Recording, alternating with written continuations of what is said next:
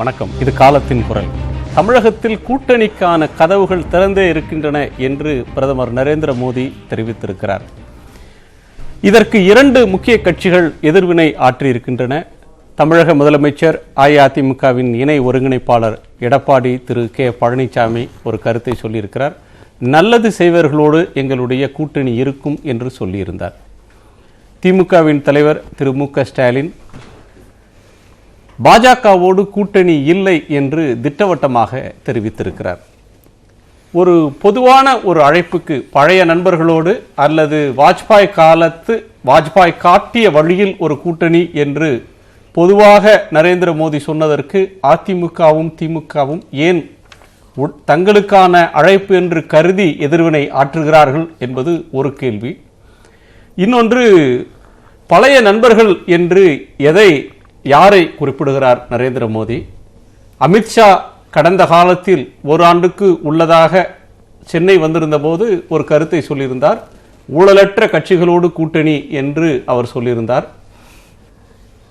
வலிமையான கூட்டணியை அமைப்போம் என்று தமிழிசை சொல்லி வரக்கூடிய நிலையில் இந்த இரண்டு கட்சிகளுடைய எதிர்வினை எதற்காக விவாதிக்கலாம். நம்மோடு திமுகவின் மாநிலங்களவை உறுப்பினர் திரு டி.கே. இளங்கோவன் அவர்கள், அஇஅதிமுகவின் முன்னாள் சட்டமன்ற உறுப்பினர் திருமதி மகேஸ்வரி அவர்கள், பாரதிய ஜனதா கட்சியின் திரு நாராயணன் அவர்கள், விடுதலை சிறுத்தைகள் கட்சியின் திரு ரவிக்குமார் அவர்கள், பத்திரிகையாளர் திரு வெங்கடேஷ். வணக்கம். வணக்கம். டி.கே. எதற்காக உங்களை சொல்லல? அவரு திமுகவோடு கூட்டணின்னு பிரதமருடைய பேச்சில் இல்லை. ஆனால் உடனே நீங்கள் வாஜ்பாய் காலத்தெல்லாம் இவர் சொல்றாரு, வாஜ்பாய் காலத்தெல்லாம் இவர் ஒப்பிடுறதுக்கு இவருக்கு தகுதி இல்லை, இவர் எப்படி ஒருபோதும் நாங்கள் கூட்டணி வைக்க மாட்டோம் அப்படின்னு அழுத்தம் திருத்தமாக ஏன் சொல்றீங்க? உங்களுக்கு நீங்கள் வேற ஒரு கூட்டணியில் இருக்கீங்க, காங்கிரஸ் கூட்டணியில் நீங்கள் இருக்கீங்க. பட் அப்படி இருக்கும்போது ஏன் இதை சொல்லணும்? அப்படியான ஒரு கேள்வி வரும்பொழுது, வாஜ்பாய் காலத்தில் உள்ள கூட்டணி இருந்தவர்களெல்லாம் வர வேண்டும் என்று மோடி அழைக்கிறார்.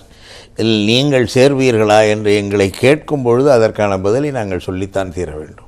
பிரதமர் உங்களை சொல்லவே இல்லையே. அவர் சொல்லலை. கேள்வி கேட்டவங்க பிரதமருடைய கருத்தை அப்படி புரிந்து கொண்டு கூட கேட்டிருக்கலாம். ஆனால் அந்த கேள்விக்கான பதிலை ஸ்டாலின் அவர்கள் சொல்லியிருக்கிறார்.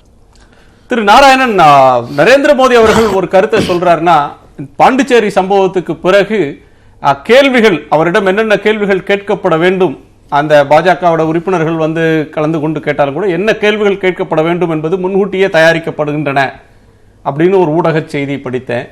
இதுல ஒரு வாக்கியத்தை பார்த்து படிக்கிறார் அந்த கேள்வியாளர். அதிமுக இருக்கிறதா, புதிய கட்சிகள் இருக்கிறதா, ரஜினி கமல் இருக்கிறார்களா அப்படின்னு கேட்கிறதுல ஒரு நியாயம் இருக்கு. ஏன்னா அவங்க இன்னமும் யாரோட கூட்டணின்னு அதிகாரபூர்வமா சொல்லல. திமுக ராகுல் காந்தியை விட அதிகமாக நரேந்திர மோடியை விமர்சித்துக் கொண்டிருக்கிறது. மு.க. ஸ்டாலின் சாடிஸ்ட் என்று இந்த முதலமைச்சரை, பிரதமரை பார்த்து விமர்சிக்கிறார், கடுமையாக விமர்சிக்கிறார். அப்படி இருக்கும்போது திமுகவோட கூட்டு சேருவோமா அப்படின்னு அவர் கேட்கிறதும், அதுக்கு நேரடியாக சொல்லாம பொதுவாக கூட்டணி கதவுகள் திறந்திருக்கின்றன அப்படின்னு சொல்றதும் பூடகமா எதையாவது பிரதமர் சொல்ல விரும்புறாருன்னு எடுத்துக்கலாமா?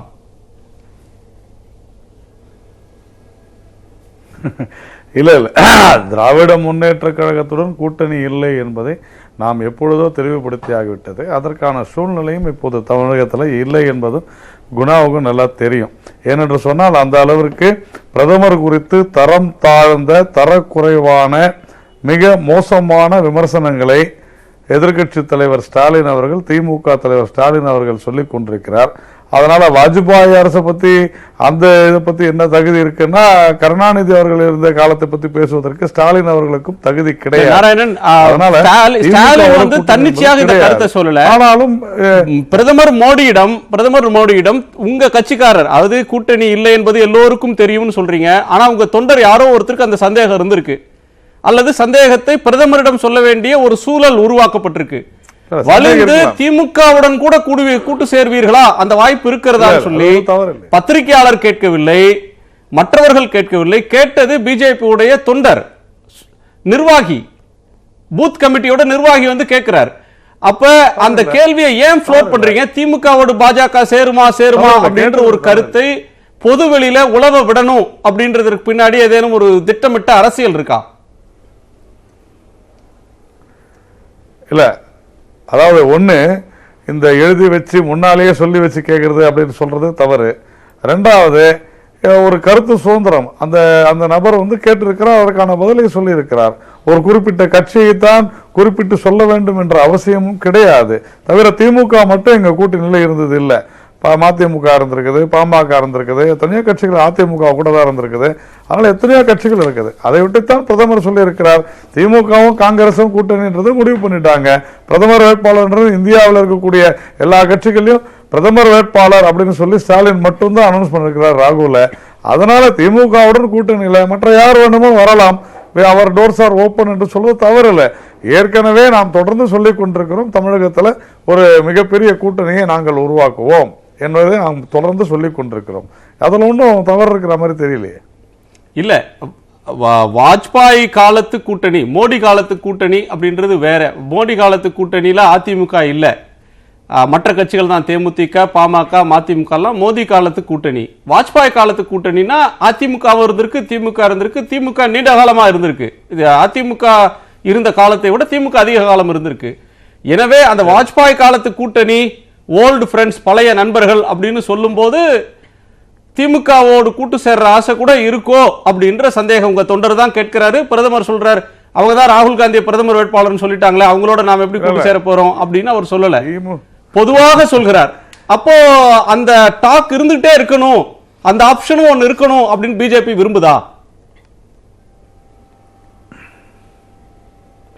திமுகவுடன் கூட்டணி என்கின்ற பேச்சுக்கே இடமில்லை. அந்த அளவிற்கு திமுக தன்னுடைய தரத்தை தாழ்த்தி கொண்டு, ஸ்டாலின் அவர்கள் தன்னுடைய தரத்தை தாழ்த்தி கொண்டு மிக மோசமான வார்த்தைகளில் தொடர்ந்து பிரதமர் குறித்து விமர்சனம் செய்வது திமுகவுக்கு மட்டுமல்ல, இந்த ஒட்டுமொத்த தமிழகத்திற்கே இடுக்கை தேடித்தரும் செயலை செய்து கொண்டிருக்கிறார். கடந்த சில மாதங்களாக நாம் பார்த்து கொண்டிருக்கிறோம்.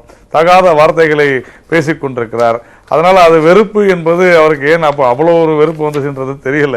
அதனால திமுகவுடன் கூட்டணி என்பது எந்த விதமான கருத்து வேறுபாடும் யாருக்குமே இருக்க முடியாது தற்போது பாஜகவில். அதனால அது ரூல்ட் அவுட். ஆனால் வாஜ்பாய் அவர்களை பிரதமர் ரூல் அவுட் நீங்க ரூல் அவுட் பண்றீங்க Thiru Narayanan. Prime minister rule out பண்ணலையே. பிரைம் மினிஸ்டர் நோக்கி ஒரு கேள்வி கேட்கப்படுது, அவர் அதை வந்து திட்டவட்டமாக மறுக்கவில்லை. அதாவது ஸ்டாலின் தான் அவரை ப்ரப்போஸ் பண்ணிட்டாரு, நம்ம கூட்டணியில இல்லையா, அவங்க காங்கிரஸ் கூட்டணி ஆச்சே, ஏன் கேட்கிறீங்க, இப்படி வினோதமான ஒரு கேள்வியை கேட்கிறீங்கன்னு அவர் தொண்டரை பார்த்து சொல்ல, மாறாக வாஜ்பாய் காலத்து கூட்டணி மாதிரி அமைப்போம், பழைய நண்பர்களை பெருமைப்படுத்துவோம் சொல்றாரு. அந்த பெருமையில் இது உண்டா அப்படின்றதான் கேள்வி. இல்ல, அதாவது பிரதமர் கிட்ட ஒரு மணி நேரம் டைம் இருந்ததா அவர் பொறுமையா தெளிவா சொல்லிருப்பாரு. அது அந்த ஒரு கருத்தின் மீதான விவாதத்துல பாஜகவினுடைய அதிகாரப்பூர்வ செய்தி தொடர்பாளராக நான் சொல்கிறேன், எந்த காலத்திலும், தற்போது ஸ்டாலின் சொல்லியிருக்கிறார், எந்த காலத்திலும் கூட்டணி இல்லை என்று. அதையத்தான் நாங்களும் சொல்கிறோம். மோடி அவர்கள் என்ன சொல்ல நினைத்தாரோ அதை நான் சொல்கின்றேன். மோடியின் குரலாக நாராயணன் சொல்கின்றேன், திமுகவுடன் எந்த காலத்திலும் கூட்டணி இல்லை. அந்த அளவிற்கு மிக மோசமாக நடந்து கொண்டிருக்கிறது திமுக. தன்னுடைய மரியாதையை இழந்து கொண்டிருக்கிறது திமுக. அதனால அது இல்லாத திமுக தரக்குறைவா நடந்து கொண்டதுனால உங்களோட கூட்டணி இல்லைன்னு பாஜக பிரகடனப்படுத்துது. நாங்கள் தரக்குறைவானது எங்களுடைய பாஜக மீதான மத்திய பாஜக ஆட்சியின் மீதான எங்களுடைய விமர்சனங்கள் தமிழக மக்களுக்கு இழைக்கப்படும் துரோகங்களை, தமிழக மக்களுக்கு மத்திய அரசு வழங்கி வருகிற வேதனைகளின் அடிப்படையில் தான் ஒவ்வொரு கருத்தையும் சொல்லி இருக்கிறோமே தவிர, பாஜகவையோ மோடியையோ தனிப்பட்ட முறையில் திமுக தாக்கி பேச வேண்டும், விமர்சித்து பேச வேண்டும் என்ற தேவை இல்லை. அரசியலிலே ஒரு ஆட்சியிலே இருப்பவர்கள் ஒரு மாநிலத்திற்கு வழங்க வேண்டிய நீதியையோ வழங்கவில்லை என்ற குற்றச்சாட்டை முன்வைத்து இது தவறு என்று சொல்கிறோம். இங்கே கஜா புயலால் இவ்வளவு பேர் பாதிக்கப்பட்டு 4 மாவட்டங்களிலே ஏறத்தாழ பல்லாயிரம் கோடி ரூபாய்க்கு சேதம், உயிர் சேதம், வீடுகள் இழப்பு, பொருள்கள் இழப்பு, மக்கள் வாழ்வு இழப்பு. இந்த சூழ்நிலையில் ஒரு பிரதமர் இங்கே வந்து சந்திக்கவில்லை என்றால் அவருடைய மனப்பான்மையை கேட்டிருக்கிறார் ஸ்டாலின். இது கோபத்தின் வெளிப்பாடு. அந்த கோபமும் ஒரு நியாயமான காரணத்தினால் ஏற்படுகிற கோபத்தின் வெளிப்பாடு. விமர்சனங்கள் அப்படித்தான் நாங்கள் வைத்து வருகிறோம். தனிப்பட்ட முறையில் மோடியை விமர்சிப்பதற்கு என்ன இருக்கிறது? இல்லை, நீங்கள் அப்படி சொல்கிறீங்க. இப்போ பிரதமர் திமுகன்னு சொல்லி இவங்களோடலாம் கூட்டு சேர போகிறோன்னு சொல்லலை. அவர் பழைய கால நண்பர்களோட உறவில் இருப்போம், புதுப்பிப்போம் அப்படின்னு ஒரு பொதுவாக சொல்கிறார். வாஜ்பாய் காலம் அப்படின்றத ஒரு கோயலேஷனுக்கான ஒரு மாடல் மாதிரியும், அதை சிறிய கட்சிகளை அரவணைச்சி நிறைய கட்சிகளை அகாமடேட் பண்ணுன்றதுக்கு ஒரு சிம்பாலிக்காக சொல்கிறதுக்கு வாஜ்பாய் காலத்தை சொல்கிறார். அப்படி இருக்கும்போது திமுகவை சொல்லலை, நீங்கள் வேற ஒரு கூட்டணியில் இருக்கீங்க, மோடிக்கு எதிராக இன்னொரு பிரதமர் வேட்பாளர் நீங்கள் அறிவிச்சிட்டீங்க, முன்மொழிஞ்சிருக்கீங்க. இந்த நேரத்தில் உங்களை சொல்லாத ஒன்றுக்கு நீங்கள் வலிந்து திட்டவட்டமாக மறுக்கிறீங்க. அப்படி என்றால் நீங்கள் இந்த சந்தேக வலை அல்லது இந்த சந்தேக கருத்து நிழல் அப்படின்றது திமுக மேலே படர வேண்டாம், அதை களையணும் அப்படின்ற எண்ணத்தில் சொல்கிறீங்களா, இல்லை இதன் மூலமாக வேற யாருக்கேனும் சமிக்ஞை தர்றீங்களா? ஒன்றுமே இல்லை. இந்த கேள்வி என்னையே கேட்டார்கள் பத்திரிகையாளர்கள். உங்களை அழைத்திருக்கிறாரே மோடி, நீங்கள் செல்வீர்களா என்று கேட்டார்கள். இது போன்ற ஒரு கேள்வியை அவரிடம் கேட்கும் பொழுது அவர் சொல்லுகிற பதிலாக தான் அமைவே தவிர இந்த ஒரு கேள்வி இல்லாமல் அல்லது இந்த கேள்வியை யாரேனும் முன்வைக்காமல் அவராக ஒரு தன்னிலை விளக்கமாக இதை தரவில்லை. திமுக திட்டம் பிஜேபி சொல்லுது திமுகவோட கூட்டணி இல்லை அப்படின்னு நாராயணன் திட்டவட்டமாக சொல்றார். திமுக தரப்பும் திட்டவட்டமாக மறுக்கிறது. நாங்கள் அப்படியான ஒரு யோசனையில் இல்லை, நாங்கள் இல்லைன்றாங்க. இன்னொரு ஆப்ஷன் அதிமுக வாஜ்பாய் காலத்தில் ஜெயலலிதா அவர்களோடு அவர் கூட்டணியில் இருந்தாங்க. அப்போ திட்டவட்டமான மறுப்பு அல்லது வரவேற்பு ரெண்டும் முதலமைச்சர்கிட்ட வரல. இந்த கருத்தை நாங்கள் ஏற்கல, பிஜேபியோட நாங்கள் கூட்டுக்கு சேரலன்னு சொல்லலை, எங்களை அழைத்து கௌரவப்படுத்துறதுக்காக பிரதமருக்கு நன்றி அப்படின்னு சொல்லி அந்த நிழலுக்கும் போல, மாறாக தமிழ்நாட்டுக்கு நல்லது செய்வர்களோடு கூட்டணின்னு சொல்லி பொதுவாக சொல்றாரு. இப்போ எனக்கு என்ன கேள்வி வருதுன்னா, பிரதமர் அழைப்பை முதலமைச்சர் அதிமுக நிராகரிக்குதா ஆதரிக்குதா? தமிழ்நாட்டுக்கு நன்மை செஞ்சவங்களோட தான் கூட்டணி அப்படின்னா பிஜேபியை நன்மை செஞ்ச கட்சியில் வச்சிருக்கீங்களா, நன்மை செய்யாத கெடுதல் செஞ்ச பட்டியலில் வச்சிருக்கீங்களா? அதாவது பல நேரங்களிலே மரியாதைக்குரிய மாநிலங்களவை உறுப்பினர் அண்ணன் டி.கே. இளங்கோவன் அவர்கள் சொன்னது போல அரசியலிலே அர்த்தங்கள் அனர்த்தங்களாக எடுத்துக்கொள்ளப்படுகிறது என்பதாகத்தான் நான் பார்க்க வேண்டியிருக்கிறது. ஏனென்றால் இன்றைக்கு இங்கே விவாத பொருளாக எடுத்துக்கொள்ளப்பட்டிருக்கின்ற இந்த இரண்டு நிகழ்வுகளிலும் அதுதான் நிகழ்ந்திருக்கிறது. ஏனென்றால் மரியாதைக்குரிய மாண்புமிகு மோடி அவர்கள் சொன்னதை அதிமுகவிற்கு என்று பிரத்யேகமாக அழைப்பு விடுக்கவில்லை. அவ்வாறு இருக்கின்ற போது அதற்கு அதை நிராகரிப்பது அல்லது ஏற்றுக்கொள்வது, அதற்கு பதில் சொல்வது என்கின்ற நிலை ஒரு கட்டாயம் நிச்சயமாக அண்ணா திராவிட முன்னேற்ற கழகத்திற்கு ஏற்படவில்லை. சரி, அது அதிமுகவுக்கு அழைப்பு இல்ல, அதனால நாங்க ஏத்துக்கிறதோ நிராகரிக்கிறதுன்ற கண்டிஷன் எழல, அந்த கட்டாயம் வரல அப்படின்னு சொல்றீங்க. That's fine. அப்புறம் நல்லது பழைய நண்பர்கள் என்று பொதுவாக தன்னுடைய தொண்டர்களை தட்டி கொடுப்பதற்காக, தேர்தலுக்கு தயார்படுத்துவதற்காக நம்மளுக்கு 4 பேர் இருக்காங்கப்பா அப்படின்றதுக்காக சொல்றதா கூட அது வச்சுக்கலாம். நீங்க தமிழ்நாட்டுக்கு தமிழக மக்களுக்கு நல்லது செய்பவர்களே மத்தியில் ஆட்சிக்கு வரணும் அப்படின்னு சொல்றதன் மூலமாக நீங்க 2 ஆப்ஷன் தான் டெல்லியில் மத்திய ஆட்சின்னு சொன்னா, ஒன்று பிஜேபி ஆட்சி இல்ல காங்கிரஸ் கூட்டணி ஆட்சி. நீங்க ஒன்னு திமுக காங்கிரஸோட சேர்ந்துட்ட நிலையில பிஜேபி கூட 2 ஆப்ஷன் கிடையாது. அதிமுகக்கு காங்கிரஸோடும் போகலாம், பிஜேபியோடும் போகலான்ற ஆப்ஷன் இல்லை. உங்களுக்கு முன்னாடி இருக்கிறது ஒரு ஆப்ஷன் தான். தமிழ்நாட்டுக்கு நல்லது, மக்களுக்கு நல்லது செய்யும் கட்சியோடு தான் கூட்டணினா பிஜேபியை எந்த பட்டியல்ல அதிமுக வச்சிருக்கு? மக்களுக்கு நல்லது செய்யற பட்டியல், தமிழ்நாட்டுக்கு நன்மை நீங்க சொல்றீங்க, அதுதான் ஆப்ஷன், இதுதான் ஆப்ஷன். காங்கிரஸ் ஏபிசின்னு பாத்தீங்கன்னா காங்கிரஸ் அப்படின்னு போட்டு நன்னு கூட செலக்ட் பண்ணலாம் இல்லையா? காங்கிரஸும் இல்ல பாஜகவும் இல்லைன்னு கூட செலக்ட் பண்ணலாம் இல்லையா? அதுக்கும் வாய்ப்புகள் இருக்கு. அப்படி நம்ம எடுத்துக்கொள்ள முடியாது. அதாவது இன்றைக்கு மாண்புமிகு முதலமைச்சர் அவர்கள் பேசிய பேச்சிலே ஒரு அழுத்தமான கருத்தை, செய்தியை இன்றைக்கு நாட்டு மக்களுக்கு சொல்லியிருக்கின்றார்கள். அதாவது அவர் தெளிவாக சொல்லியிருக்கின்றார்கள், அம்மா அரசு என்பது மக்களின் அரசு, மக்களுக்கான அரசு, மக்களின் நலன் சார்ந்த அரசு. ஆகவே இந்த மக்கள் இயக்கம் நிச்சயமாக தமிழக மக்களின் நலனிலே அக்கறை இருக்கிறவர்களோடு, தமிழக மக்களுக்கு நன்மை செய்பவர்களோடு தான் அமைக்க முடியும். இதிலே நாங்கள் எந்த காம்ப்ரமைஸும் செய்து கொள்ள மாட்டோம். மிகச்சிறந்த கருத்து. ஸ்பெசிபிக் பாயிண்ட்க்கு வந்துட்டீங்க. தமிழக மக்களுக்கு நன்மை செய்யும் கட்சியோடு கூட்டு இதுல சமரசம் என்ற பேச்சு கடன்லன்றீங்க. அங்கதான் நான் கேட்கிறேன், தமிழக மக்களுக்கு நன்மை செய்யற கட்சியாக பிஜேபி வச்சிருக்கீங்களா? பிஜேபி அரசை, பிஜேபியை நன்மை செய்யற கட்சி பட்டியல் வச்சிருக்கீங்களா, குணாவதி கெடுதல் செய்யற கட்சி பட்டியல் வச்சிருக்கீங்களா? அதனுடைய மதிப்பீடு என்ன? காங்கிரஸ் பற்றி உங்களுக்கு ஒரு மதிப்பீடு இருக்கு, பிஜேபி பற்றி உங்களுடைய மதிப்பீடு என்ன? நிச்சயமாக நாங்கள் இதையெல்லாம் எடை போட்டு பார்த்து யாரோடு சேர்ந்தால் நிச்சயமாக நாம் வெற்றி நடை போட முடியும் என்பதையெல்லாம் சிந்தித்து பார்த்து சீர்தூக்கி பார்த்துதான் எங்கள் தலைமை ஒரு நல்ல முடிவை, ஒரு வெற்றிகரமான கூட்டணியை அமைக்கும். அது மட்டுமல்ல, ஒண்ணும் இல்ல, அது வெற்றிகரமாக கூட்டணி மக்கள் நலனுக்கு செய்யாததா கூட இருக்கலாம். நீங்க கூட்டணி வெற்றி இலக்கு அப்படின்னு சொல்றீங்க. மக்கள் நலன் இலக்கா வெற்றி இலக்கான்னு கேட்கல, மக்கள் நலன் செய்யற கட்சியா அது இலக்கு. அதைத்தான் தெளிவாக சொல்லி இருக்கின்றார்கள் மாண்புமிகு முதலமைச்சர் அவர்கள். நான் ரவிக்குமார் அவர்கள் கேட்கிறேன். இதுல பூடகமாக மறைந்திருக்கின்ற ஒரு செய்தி என்னவென்றால், ஒருவேளை நாங்கள் விரும்புகின்ற வகையிலே ஒரு நல்ல கூட்டணி, வெற்றி கூட்டணியாக நாங்கள் அது போன்று யாரையும் பார்க்க முடியாது, மக்கள் நலனிலே அக்கறை இவர்களுக்கு இல்லை அல்லது துரோகம் செய்பவர்கள் என்கின்ற நிலைதான் எங்கள் கண்களுக்கு புலப்படுகிறது என்று சொன்னால், அதையெல்லாம் தவிர்த்துவிட்டு தனியாக நாங்கள் களம் காணவும் தயங்க மாட்டோம் என்பதை இங்கே ஒரு தொக்கி நிற்கின்ற மறைபொருளாகவும் நீங்கள் எடுத்துக்கொள்ள வேண்டும். அது பிஜேபியோடையும் கூட்டணி இல்ல, நாங்க தனியா போவோம் அப்படின்னா நீங்க சொல்லாம சொல்றது, மறைபொருளா நீங்க சொல்றது தமிழகத்துக்கு நன்மை செய்யும் கட்சி பட்டியல்ல பிஜேபியை நீக்கிட்டீங்கன்னு பொருள். அப்போ அப்படி அல்ல, நீங்க 1 2 3 மூணாவது இடத்துக்கு வந்துட்டீங்க, பட் 2 நெகேட் பண்றீங்க.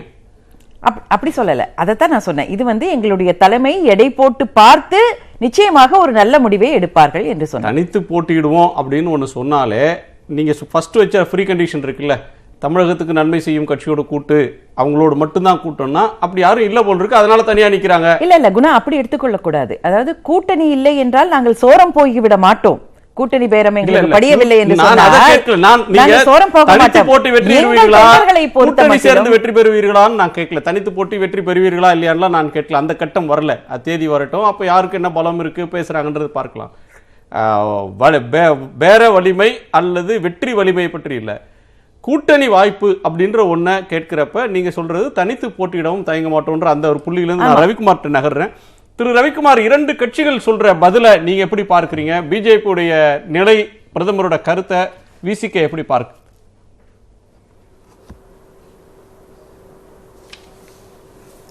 பிரதமர் கேட்டிருக்கிற அந்த விடுத்திருக்கிற அழைப்புக்கு அதிமுக ரொம்ப பாசிட்டிவாக ரெஸ்பாண்ட் பண்ணியிருக்காங்கன்னு தான் நம்ம பார்க்க வேண்டியிருக்கு. அது மட்டும் இல்லை, எல்லாருக்கும் தெரிந்த உண்மைதான், இங்கே பாஜகவோடு அதிமுக கூட்டணி அமைக்கும், அதில் வேறு இன்னும் அவங்களுக்கு ஆப்ஷன் கிடையாது. இல்ல பாசிட்டிவ்னா அவர் நேரடியாவே சொல்லியிருப்பாரு திரு ரவிக்குமார். பாசிட்டிவ் அப்படின்னா பிரதமருக்கு நன்றி, எங்களை அழைச்சதுக்கு நன்றி, நாங்க எங்க கட்சி பொதுக்குழு செயற்குழு கூடி முடிவு செய்யும், பிரதமருடைய அழைப்புக்கு நன்றி தெரிவிச்சுக்கிறேன், நாங்க எங்க முடிவை பின்னாடி சொல்லுவோம்னு சொல்லுவாரு. அப்படி எதுவும் சொல்லலையா அவரு? இல்லை, அந்த அழைப்பை நேரடியாக இவங்களுக்கு விட்டுருந்தா தானே அவர் சொல்லுவார். அது அவங்க கட்சிக்காரங்களுடைய கூட்டத்தில் பிரதமர் பேசுகிறாரு. அதுக்கு போய் இவர் போய் முந்திக்கிட்டு எங்களுக்கு தான் நீங்கள் கூட்டிங்க, நாங்கள் வந்துடுறோம்னு உடனே சொல்ல முடியாது. அது ரொம்ப வரமாட்டோன்றவர் தெளிவா சொல்றாரு, ரொம்ப எளி. அது வரமாட்டோம்னு சொல்றவர் திமுக தலைவர் சொல்றாரு, வரமாட்டோன்னு ஒரு ஆமாம், அவங்களுக்கு அவங்க ஏற்கனவே முடிவு பண்ணிட்டாங்க அவங்க கூட்டணியை. அப்படி இருக்கும்போது அதில் அவங்களுக்கு வேற அதில் டைலமாவே கிடையாது. ஆனால் அதிமுக பேசிகிட்டு இருக்காங்க, அது எல்லாருமே தெரியுது. எனவே அது பேச்சுவார்த்தை சுமூகமாக முடிஞ்சு அவங்க அந்த கூட்டணிக்கு தான் போவாங்க. அவர் பாஜக சொல்கிறது ஒரு பெரிய கூட்டணி அமைப்போம், பெரிய கூட்டணி அமைப்போம்னா நிச்சயமாக பெரிய கூட்டணியாக நிறைய கட்சிகள், எண்ணிக்கை உள்ள கட்சிகளை கொண்ட கூட்டணியாக அது அமையும். இன்றைக்கி கூட மத்தியில் ஆளுகிற பாஜக கூட்டணியில் என்டிஏவில் 42 கட்சி, பாஜகவும் சேர்த்து 42 கட்சி இருக்குது. அதில் ஒரு 10க்குள்ளார தான் பாராளுமன்றத்தில் பிரதிநிதித்துவம் இருக்குது. மற்றதெல்லாம் மாநில கட்சிகள், அந்தந்த மாநிலத்தில் அவங்களுக்கு கூட்டணியில் இருக்கிறாங்க. எனவே இன்றைக்கி பார்த்தீங்கன்னா இந்தியாவில் மிகப்பெரிய கூட்டணியை அமைத்திருப்பது பாஜக அப்படின்னு தான் நம்ம பார்க்க வேண்டியிருக்கு. அதே மாதிரி இங்கே தமிழ்நாட்டிலையும் கூட அவங்களுக்கு இப்போ நிறைய கட்சிகள், அதுக்கான வாய்ப்பு இருக்கிற கட்சிகளை ஊடகங்கள்லேயே சொல்கிறாங்க. உதாரணத்துக்கு ஏற்கனவே என்டிஏவில் இடம்பெற்றிருக்கிற, இப்போ தொடர்ந்து அதில் என்டிஏவிலே தான் இருக்கிற பாட்டாளி மக்கள் கட்சி பாஜக கூட்டணியில் தான் தொடர்ந்தும் இருக்கும் என்பதற்கு வேற இன்னும் அவங்களுக்கு ஒன்றும் மாற்ற தெரிவிக்கல. ஏன்னா இப்போ இந்த 10% இடஒதுக்கீடை கூட அங்கே போய் அவங்க எதிர்ப்பு தெரிவிக்கல. ஸோ அதே மாதிரி நிறைய இன்னும் பல கட்சிகள் இருக்காங்க, அவங்களுக்கெல்லாம் அதுதான் சாய்ஸ். ராமதாஸ் அங்க நாடாளுமன்ற மக்களவையில் கலந்துட்டு பேசுற தம்பிதுரை மாதிரி எதிர்த்து பேசி வெளிநடப்பு செய்யாம அவர் போகல, பங்கேற்கல அப்படின்றதுனாலேயே பாமக வந்து இடஒதுக்கீடு, பொருளாதார இடஒதுக்கீட்டை ஆதரிக்குது, வரவேற்குதுன்னு அர்த்தமா? அவங்க அறிக்கை விட்டுருக்காங்களே சார்.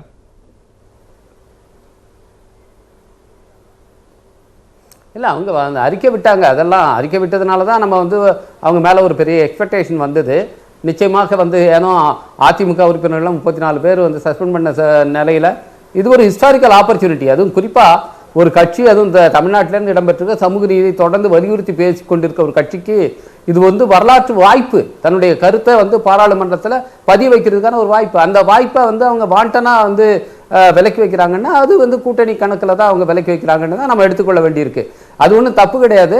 அது அப்படி தான் அவங்க வந்து ஏன்னா தேர்தல் நெருங்கிடுச்சு, எனவே அப்படி தான் நம்ம வந்து புரிந்து கொள்ள வேண்டியிருக்கு. எனவே இப்போ வந்து பொறுத்தளவில் அதிமுகவுக்கு வந்து வேற அவங்க சொல்லிட்டு இருக்கலாம், வந்து நாங்கள் 3வது ஒரு ஆப்ஷனும் இருக்குன்னு சொல்லலாம். ஆனால் அதுக்கான சான்சஸ் ரொம்ப குறைவு. அப்படி வந்து முடிவெடுக்கக்கூடிய அளவுக்கு ஒரு ஆளுமை மிக்க தலைவராக அன்றைக்கு செல்வி ஜெயலலிதா அவர்கள் இருந்தார்கள். இன்னைக்கு அப்படி வந்து இல்லை. இன்னைக்கு ஆட்சியை வழிநடத்துகிறவர்கள், தலைமை தாங்குகிறவர்கள் அப்படியான ஒரு ஆளுமை என்று, அவருக்கு இணையான ஒரு ஆளுமை என்று அவர் அதிமுகவில் இருக்கிறவர்களே சொல்ல மாட்டார்கள். எனவே இன்னைக்கு வந்து அவங்களுக்கு இருக்கிற ஒரே சாய்ஸ், ஏன்னா முன்னைய காங்கிரஸோடைய இது வந்து திமுக கூட்டணியில் இருக்கு என்பதனால் அவங்களுக்கு இன்னைக்கு இருக்கிற சாய்ஸ் வந்து பாஜக தான். பாஜக அதிமுகங்கிறது ஒரு நேச்சுரல் அலை தான். அது இன்னைக்கு இவங்களும் சொல்லிட்டு இருக்காங்க. மக்களுக்கு தமிழ்நாட்டுக்கு நன்மை செய்கிற கட்சி அவள் தான் நாங்கள் ஆதரிப்போம்னா உடனே சொல்லுவாங்க எய்ம்ஸ் வந்து கொடுத்துருக்குறாங்க, தமிழ்நாட்டுக்கு மிகப்பெரிய நன்மையை செஞ்சிட்டாங்க அப்படின்னு. அதில் வந்து இவங்க வசதியாக ஹைட்ரோ கார்பன் திட்டத்திலிருந்து, நியூட்ரினோ திட்டத்திலிருந்து, ஸ்டெர்லைட்லேருந்து எல்லாத்தையும் இவங்க வந்து எப்படி மறைக்க போகிறாங்க. இதெல்லாம் வந்து நன்மை செய்கிற திட்டம்னு தான் மக்கள். ரவிக்குமார், நீங்க அதிமுக பிஜேபியோட கூட்டு சேர்ந்துட்ட நிலையில இருந்து நீங்க பேசுறீங்க போல் இருக்குது. அதிமுகவே அப்படி சொல்லலையே, அவங்களே நாங்க தனியா போக தயங்க மாட்டோம் அப்படின்னு தான் சூசகமாக மகேஸ்வரி அவர்கள் தெரிவிக்கிறாங்க. கூட்டணி இல்லை அப்படின்றத, தனித்து போட்டி அப்படின்றது மூலமா அப்படித்தானே மேடம் நீங்க சொல்றீங்க? இப்ப ஒரு அமைச்சர் பேசியிருந்தார், கடம்பூர் ராஜு, ஒரு சீட்லயாவது அவங்க நோட்டாவுக்கு மேல ஓட்டு வாங்கட்டும் அப்படின்னு பிஜேபி உங்க அமைச்சர் விமர்சிச்சு பேசுறாரு. இதுக்கு முன்னாடி அப்படி பேச மாட்டாங்க. அதாவது கூட்டணியை முடிவு செய்கின்ற அதிகாரம் எங்கள் தலைமைக்கு தான் உண்டு. தலைமை என்ன முடிவு எடுத்தாலும் அதற்கு நாங்கள் கட்டுப்பட்டு நிச்சயமாக அதை ஏற்றுக்கொள்வோம். அது மட்டுமல்ல, திராவிட முன்னேற்ற கழகம் சரி, அதன் விசிக உள்ளிட்ட அதன் கூட்டணி கட்சிகளும் சரி, எப்படிப்பட்டேனும் அண்ணா திராவிட முன்னேற்ற கழகமும் பாஜகவும் கூட்டணி சேர வேண்டும் என்பதிலே குறியாக இருக்கின்றார்கள். அது ஏன் என்று தெரியவில்லை. எங்களுக்கு கூட்டணி அமைத்து தருவதிலே அவர்களுக்கு என்ன அதீத அக்கறை என்று எங்களுக்கு புரியவில்லை. ஆகவே எங்கள் தலைமைதான் எங்களது கூட்டணியை தீர்மானிக்க வேண்டுமே ஒழிய அதை இவர்கள் தீர்மானிக்க கூடாது. அது மட்டுமல்ல, இப்போது ஏதோ ஹைட்ரோ கார்பன் இது போன்று நியூட்ரினோ எல்லா திட்டங்களையும் சொன்னார். இதெல்லாம் வந்து பாஜக கொண்டு வந்தது. அவர்கள் சற்று திரும்பி பார்க்க வேண்டும். இதையெல்லாம் வந்து யுபிஏ அரசாங்கத்தால் கொண்டு வரப்பட்ட திட்டங்கள். அதிலே இடம்பெற்றிருந்தது திராவிட முன்னேற்ற கழகம்.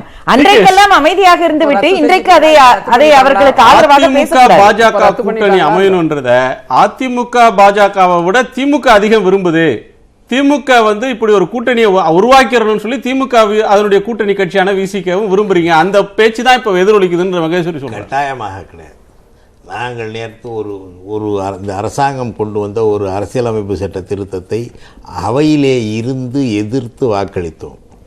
அதிமுக வெளிநடப்பு செய்தார்கள், எதிர்த்து பேசினாங்க. அவங்க அதே போல பல்வேறு விஷயங்களில் அதிமுக மத்திய அரசுகை அடிப்பது போல் அடித்து, காயப்படாமல் அடித்து விட்டு வருகிறார்கள். நாடாளுமன்ற நடைமுறையை சொல்கிறேன். இங்கே வலிமையாக அவர்கள் எதையும் மத்திய அரசை விமர்சித்து பேசுவதில்லை. ஆதரித்திருக்கின்ற காங்கிரஸோடும் கம்யூனிஸ்டோடும் கூட்டணி அமைத்திருக்கின்றார்கள். ஏன் அப்படிப்பட்டவர்களோடு எங்களுக்கு கூட்டணி வேண்டாம் என்று வெளியே வர வேண்டியதுதானே? கூட்டணி இல்லாமல் இவர்களால் தனித்து நிற்க முடியாத அந்த தைரியம் திராணி இவர்களுக்கு கிடையாது. அண்ணா திராவிட முன்னேற்ற கழகம் மக்களை தனித்து சந்திக்கின்ற தைரியம் எங்களுக்கு மட்டுமே இதய தெய்வம் அம்மா அவர்கள் கற்றுத்தந்து விட்டு போயிருக்கிறார்கள். இது ஒரு பேச்சு இல்லை. ஏன்னா 91ல் 96ல் இவங்க கூட்டணியே இல்லாமல் இவங்க அம்மாவே தோத்தாங்க. அதுக்கு ஒரு தைரியம் வேண்டியதில்லை.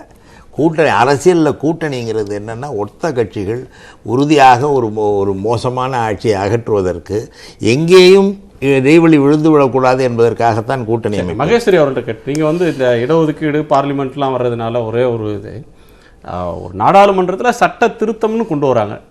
அதன் மீது யார் என்ன கருத்து சொல்கிறாங்க, இது குறைகளை சுட்டி காட்டிட்டு ஆதரிக்கிறவங்க இருப்பாங்க, நிறைகளை சுட்டி காட்டிட்டு ஆதரிக்கிறவங்க இருப்பாங்க, எதுவுமே எல்லாமே மோசம்னு சொல்லி எதிர்க்கிறவங்க இருப்பாங்க. எல்லாமே யார் ஆதரித்தார்கள் யார் எதிர்த்தாங்கன்றது அவங்க எந்த பட்டன் அழுத்துறாங்க ஏத்து ஓட்டு போட்டாங்களா, ஆதரிச்சு ஓட்டு போட்டாங்களா? இது வந்து வெறும் ஒரு மானிய கோரிக்கையின் மீதான விவாதம் இல்லை.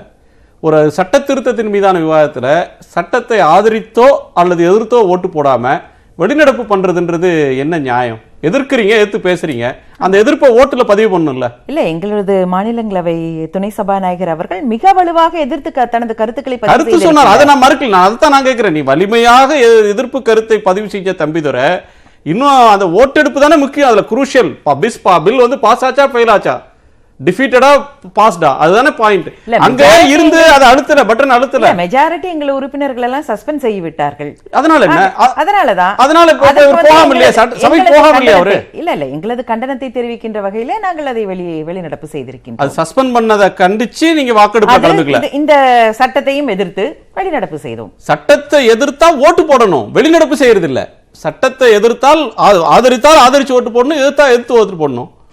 இல்ல, இதுவுமே ஒரு வகையான எதிர்ப்பு தானே. ஜனநாயகத்திலே இதுல மரபு தானே, இதுவும் மரபு தானே. இல்ல, இது மரபு இல்ல, மரபுதான். எதிர்த்தால் அந்த சட்டத்திற்கு எதிராக வாக்களிக்க வேண்டும். இல்ல, மரபுதான். இது எதிர்த்துதான் நாங்கள் பேசி இருக்கின்றோம், எதிர்த்துதான் வெளிநடப்பு செய்திருக்கின்றோம்.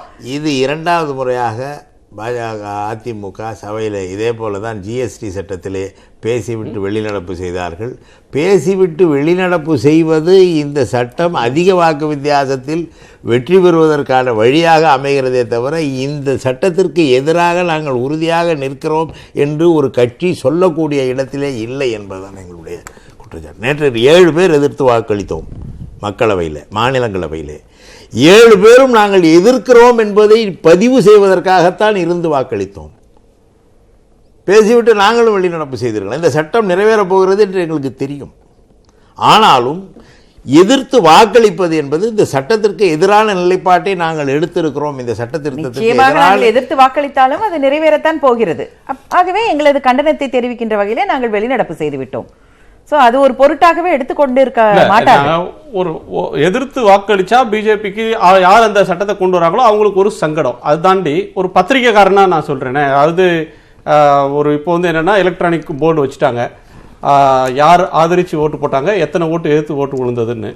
இப்போ 300 ஓட்டு வாங்கி ஜெயிக்கட்டும், 250 வாங்கி ஜெயிக்கட்டும், எதிர்ப்பு ஓட்டு அப்படின்றது 7 3, ஏன்னா நாடாளுமன்றத்தில் மாநிலங்களவையில் 7, மக்களவையில் 3.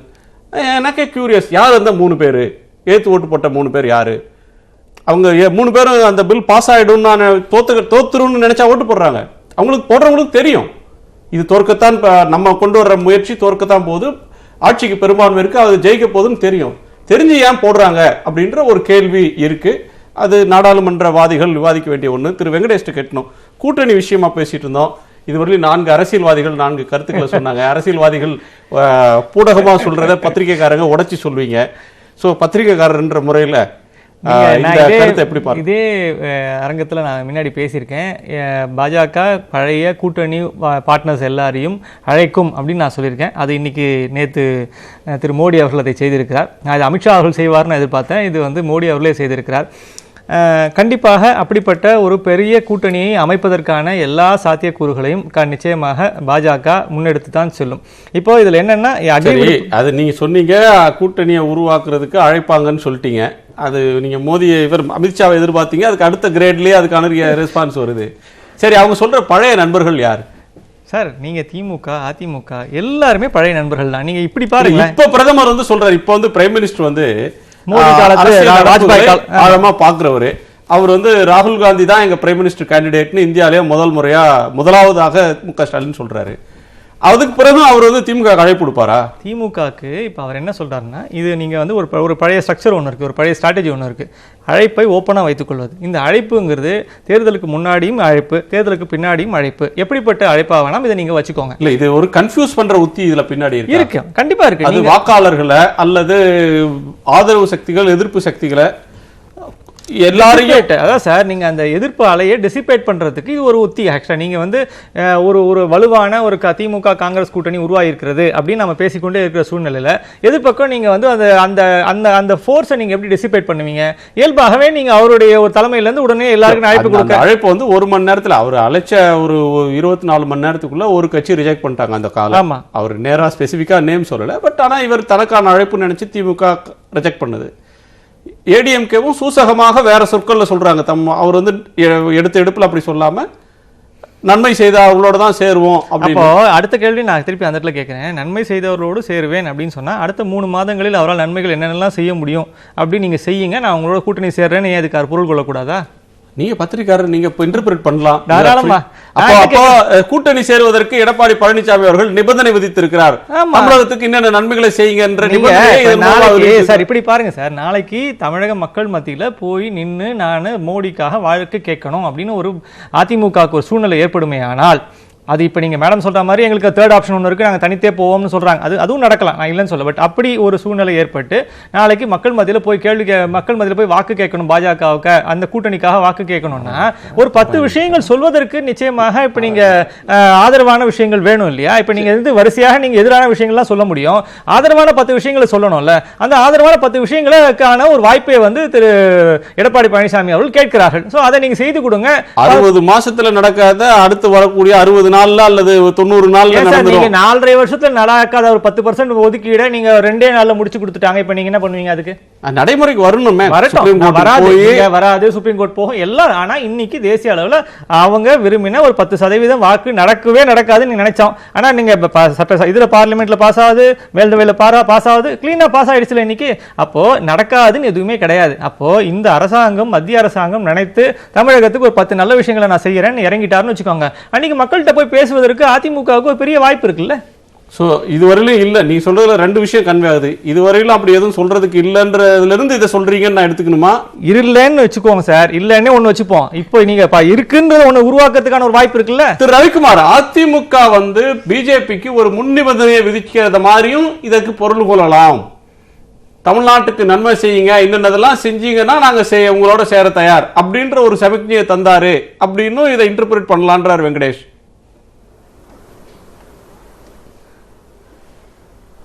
இல்லை, அதை இன்டர்பிரேட் பண்ணலாம். ஆனால் அதுக்கான வாய்ப்பு நீங்கள் சொன்ன மாதிரி அது வெறும் காலக்கணக்கு இல்லை, 60 நாளில் செய்ய முடியுமாங்கிறது இல்லை. அது கொள்கை சார்ந்த பிரச்சனை. இப்போ நம்முடைய டிமாண்டெல்லாம் மாநிலத்துக்கு அதிகமான உரிமைகள் வேணும்னு கேட்குறோம், அதிமுகவும் கேட்குது. அதை அவருங்க எப்படி செய்ய முடியும்? எனவே அதுக்கான வாய்ப்பு அது மாதிரி நன்மை செய்ய ஒரு 10 நன்மையை செஞ்சு கொடுத்துருங்க, நாம் போய் கேம்பெயின் பண்ணுறது எங்களுக்கு உதவியாக இருக்கும் அப்படின்ற மாதிரி அவ்வளவு எளிதான விஷயம் கிடையாது அது. எனவே அது ரொம்ப உங்களுக்கு பெரிய பேர்டன் தான். திரு மகேஸ்வரி அவங்க சொன்னது போல் நாங்கள் அதிமுக பாஜகவோட சேரணும் என்பதெல்லாம் அவங்க விருப்பம். உண்மையிலேயே அதிமுக எப்படி திரு தம்பிதுரை அவர்கள் மக்களவையில் முழங்கினாரோ அதே உணர்வோடு அதிமுக பாஜக எதிர்ப்பில் தீவிரம் காட்ட வேண்டும் என்பதுதான் எங்களை போன்றவரோட விருப்பம். நீங்க அது யாரு கூட கூட்டணிங்கிறதெல்லாம் பிரச்சனை. இது தமிழ்நாட்டுக்கு இருக்கிற தனித்துவத்தை நீங்க விடாதீங்க. அதுவும் சொல்லலாம். இதுக்கு இல்லாம செல்வி ஜெயலலிதா அவர்கள் தலைமையேற்று அவங்க என்ன மாதிரி ஒரு அரசியல் நடத்தினாங்களோ அதுல இருந்து நீங்க வழி போவாதீங்கிறத நாங்க சொல்றோம். எனவே நீங்க அதிமுக எப்படியாவது கூட்டணி சேர்ந்துடணும் அப்படிங்கறதல்ல, நீங்க சேரக்கூடாது. அதிமுக மட்டுமல்ல, பாஜக தமிழ்நாட்டுக்கு மிகப்பெரிய வஞ்சகத்தை செய்து கொண்டிருக்கிற ஒரு மத்தியில இருக்கிற ஒரு ஆளுங்கட்சியான பாஜக, அது மட்டுமல்லாமல் நாட்டு மக்களையே பிரித்து மதத்தின் அடிப்படையில், சாதியின் அடிப்படையில் பிரித்து அதிலே அரசியல் ஆதாயம் தேட முனைகிற பாஜக, அதோடு நீங்க மட்டுமல்ல வேற எந்த கட்சியுமே கூட்டணிக்கு போகக்கூடாது என்பதற்கு தான் நாங்க கேட்கிறோம். எனவே நீங்க போய் சேர்ந்துறது வேணுங்கிறதெல்லாம் எங்களுடைய விருப்பம். அடுத்தது திரு சுமந்தி ராவ் இவர் நம்முடைய பத்திரிகையாளர் வெங்கடேஷ் சொன்னது போல இது அவ்வளவு எளிதானது கிடையாது. அப்புறம் அது போஸ்ட் போலுக்காக ஒரு அழைப்பு அப்படிலாம் இவரு அதை ஒரு இன்டர்பிரேட் பண்றாரு. அப்படி சொல்வதன் மூலம் திமுக போஸ்ட் போல்ல அவங்களோட போகலாம் அப்படிங்கிற மாதிரி ஒரு பாசிபிலிட்டி இருக்குங்கிற மாதிரி அது இப்ப திமுக மேல தொடர்ந்து இது மாதிரி எதையாவது ஒரு பழியை போட்டு அல்லது அவங்க எப்பயுமே பாஜகவோட போகிறதுக்கு வாய்ப்பு இருக்குன்னு சொல்றதன் மூலம் திமுகவுடைய எதிர்ப்பு நிலையை கொச்சைப்படுத்துவது மாதிரியான ஒரு இன்டர்பிரேஷன் இது. இது ஒரு அப்சர்வேஷன் என்பதை விட இது ஒரு தவறான அல்லது ஒரு உள்நோக்கம் கொண்ட இன்டர்பிரேஷன் தான் நான் சொல்வேன். ஒரு வெளிப்படையான பிரதமர் நரேந்திர மோடி அவருடைய வெளிப்படையான ஆதரவு ஒரு அழைப்புக்கு பிறகும் கூட அதிமுக தயக்கம் காட்டுகிறது அப்படின்ற ஒண்ணு எதை காட்டுகிறது? அயோத்தி மாதிரியான விஷயங்கள் டெல்லியில பெருசாயிட்டு வர நேரத்தில் அது மாதிரியான விஷயங்களை கையில் எடுக்க கூடாது அப்படின்ற ஒரு சமிக்ஞையை தர்றாரா? தமிழ்நாட்டுக்கானதை செய்யுங்க பார்க்கலாம் அப்படின்ற ஒரு மெசேஜை கன்வே பண்றாரா அப்படின்றத ஒரு இடைவேளைக்கு பிறகு பார்க்கலாம். அதற்கு முன்னதாக ட்விட்டர் மூலமாக நாங்கள் நடத்துகிற வாக்கெடுப்பில் நேயர்களான நீங்களும் கலந்து கொள்ளலாம். பிரதமர் நரேந்திர மோடியினுடைய அழைப்புக்கு மு.க. ஸ்டாலின், எடப்பாடி பழனிசாமி ஆகிய இருவரும் கொடுத்த எதிர்வினைகள் எதை வெளிப்படுத்துகின்றன என்பதுதான் இன்றைய கேள்வி. இவர்களுடைய எதிர்வினை என்பது ஊசலாட்டத்தை வெளிப்படுத்துகிறதா, கூட்டணியில் அவர்களுக்கு இருக்கக்கூடிய தெளிவை வெளிப்படுத்த போகிறதா, நாளைய கூட்டணியை இது வெளிப்படுத்துகிறதா, அல்லது மோடியோடு கூட்டணி வேண்டாம் என்று தவிர்ப்பதை இது வெளிப்படுத்துகிறதா என்ற கேள்வியை முன்வைத்திருக்கிறோம். நேயர்களே, நீங்களும் இந்த வாக்கெடுப்பில் பங்கேற்கலாம். திரு நாராயணன், இதை ஒரு வெளிப்படையான அழைப்புக்கான ரெஸ்பான்ஸ் இதுதான் அப்படின்றப்ப அதிமுகவுக்கு உங்க அழைப்பை ஏற்கிறதுல ஒரு தயக்கம் இருக்கிறதா அப்படின்றது இதுல வெளிப்படுதா அப்படின்ற ஒரு பிரச்சனை வருது. இரண்டாவது,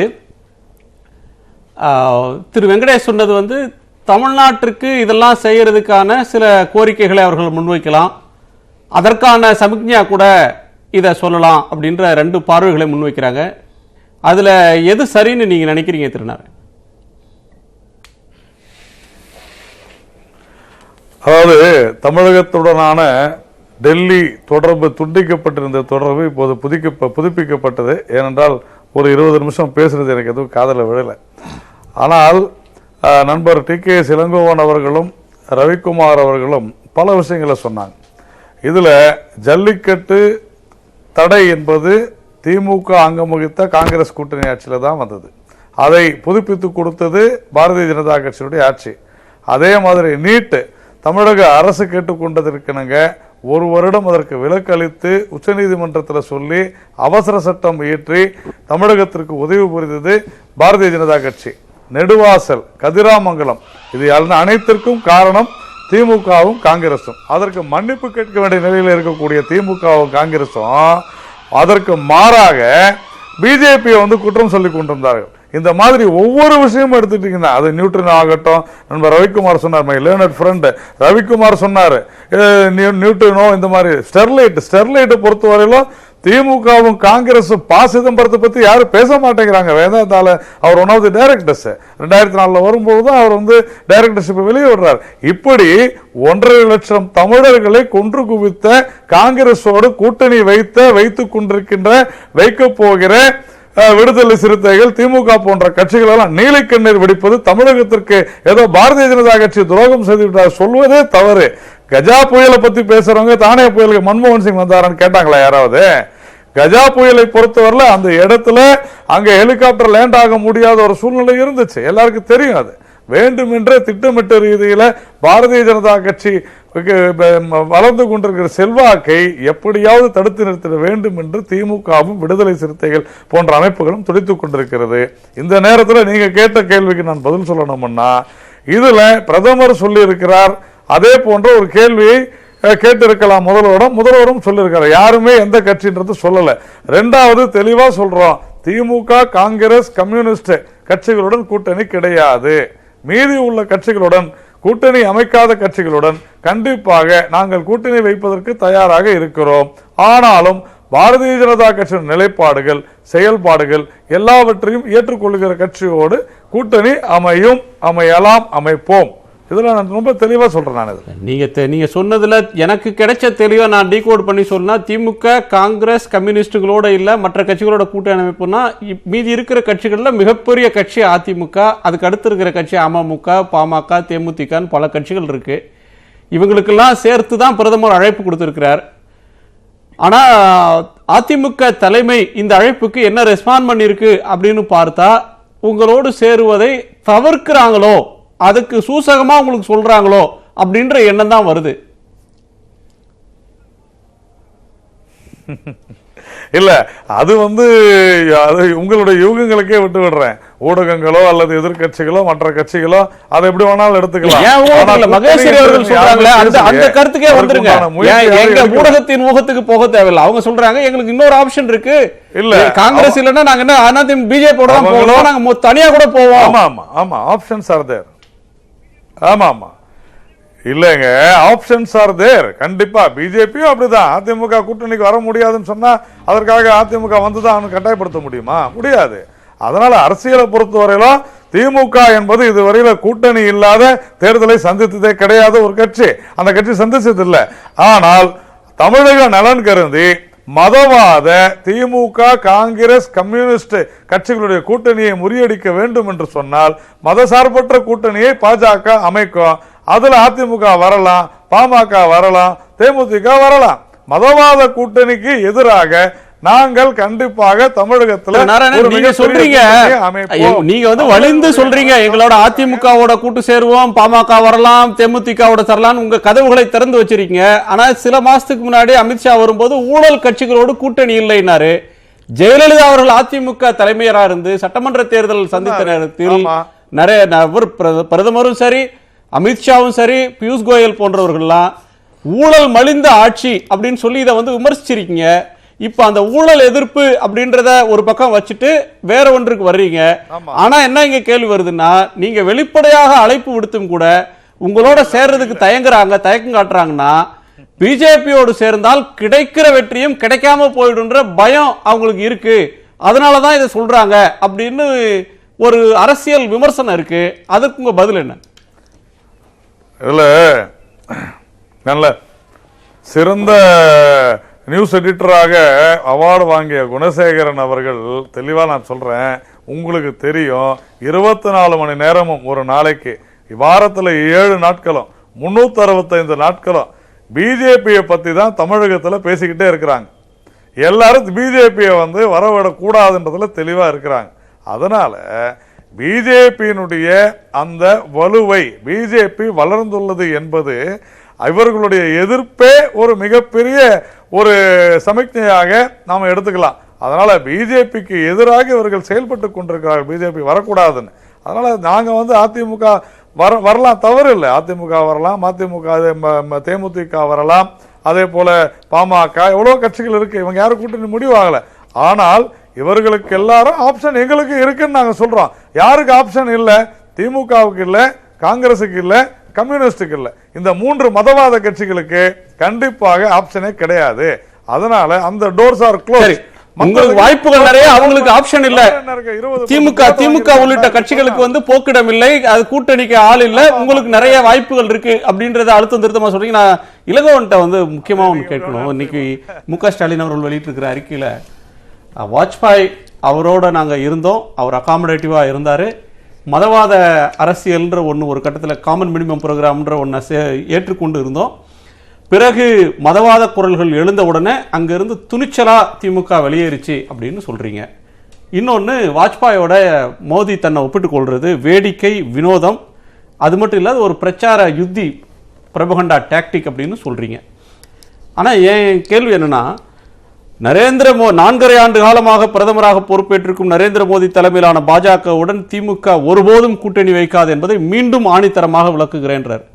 இப்ப பிரச்சனை பிஜேபியா மோடியா? மோடி இல்லாத இன்னொரு தலைமை பிஜேபிக்கு இருந்தா திமுக ஓப்பனா இருக்குன்னு அர்த்தமா?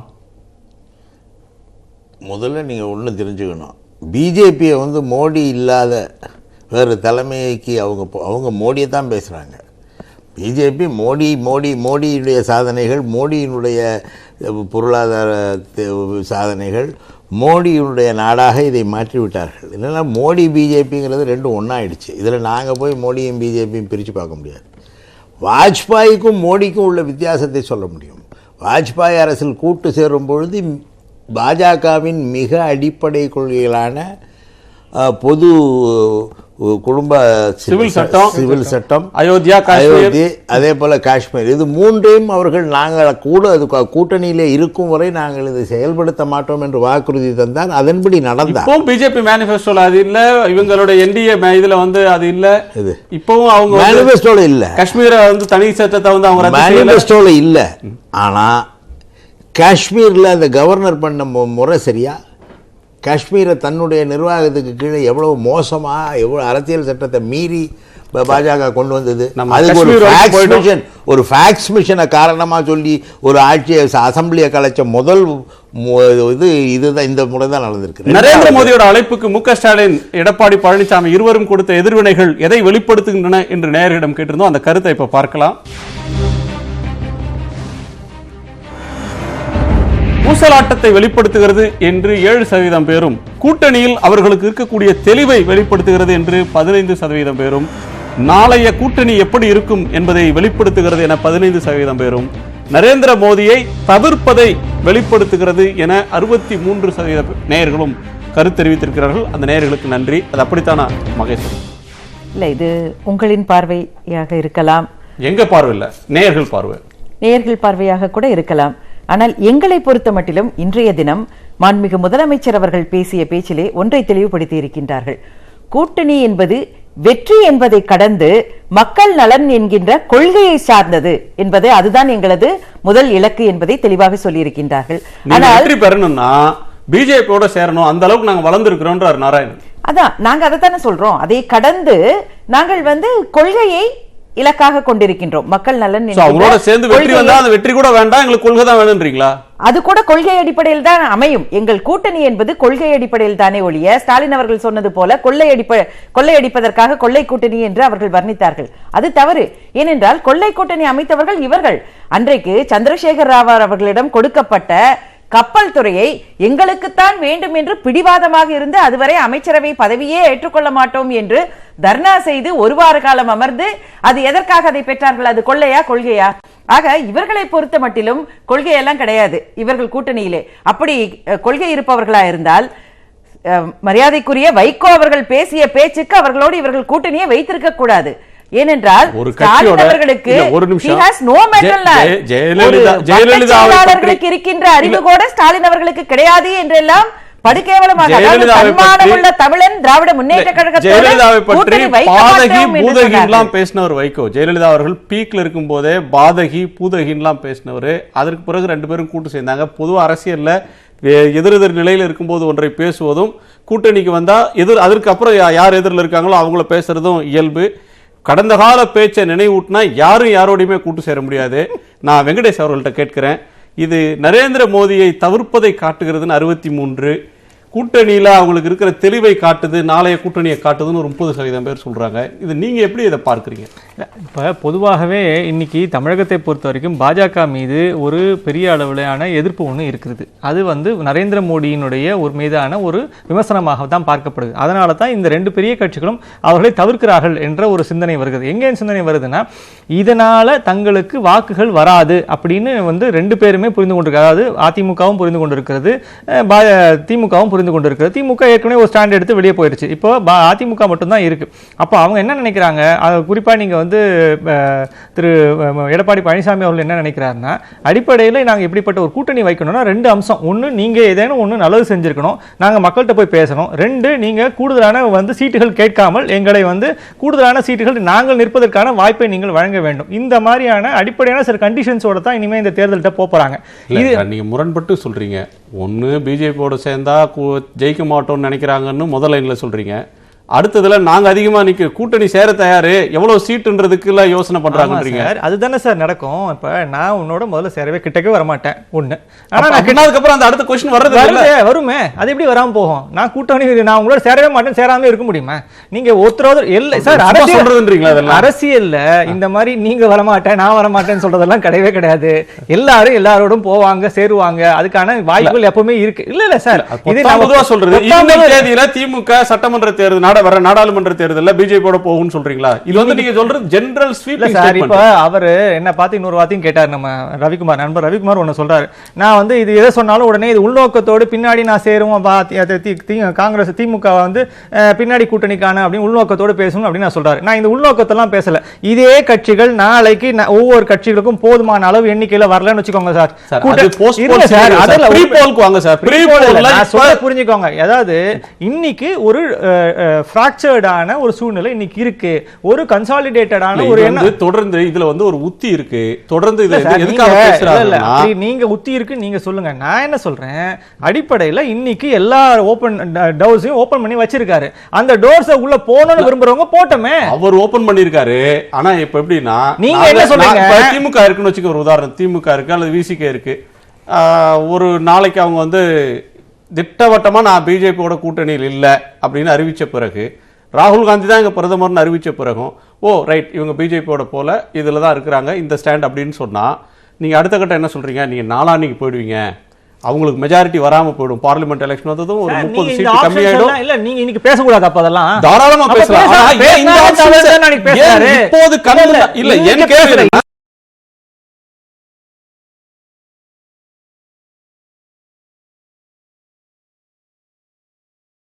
யாரும் புரியல.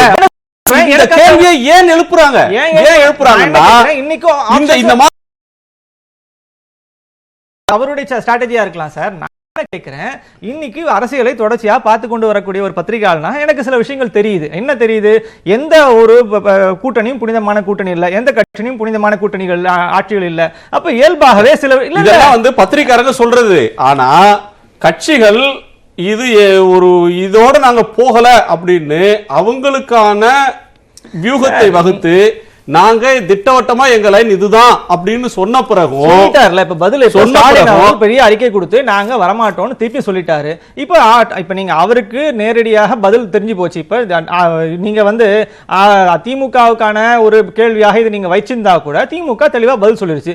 அதிமுக ஒரு பதில் சொல்லிருக்கு. நாளைக்கு ஒவ்வொரு கூட்டணி கட்சி நான் பதில் சொல்ல போகுது. இப்ப ஆட்டோமேட்டிக்கா நீங்க அதுக்கான யாரெல்லாம் இன்னைக்கு அவர் வந்து ஆக்சுவலா வந்து ஒரு ஒரு ரிங்க த்ரோ பண்ணிருக்காரு, வலைய வீசுறாரு. எது கிடைக்கும் யாரெல்லாம் நீங்க அந்த அக்செப்ட் பண்றீங்களோ அக்செப்ட் பண்ணி உள்ள வாங்க. வெங்கடேஷ் அவர்கள் சொன்னதிலேயும் ஒரு அர்த்தம் இருப்பதாகத்தான் ஒரு நம்ம நிறைவு செய்யலாம். நன்றி உங்கள் ஐவருக்கும். வலை வீசப்பட்டிருக்கிறது. வலையில எந்த மீன் கிடைக்க போகுதுன்னு பார்க்கலாம். உங்கள் ஐவருக்கும் நன்றி. மீண்டும் சந்திப்போம். இது காலத்தின் குரல். டிக்கெட்டும் பரவும்.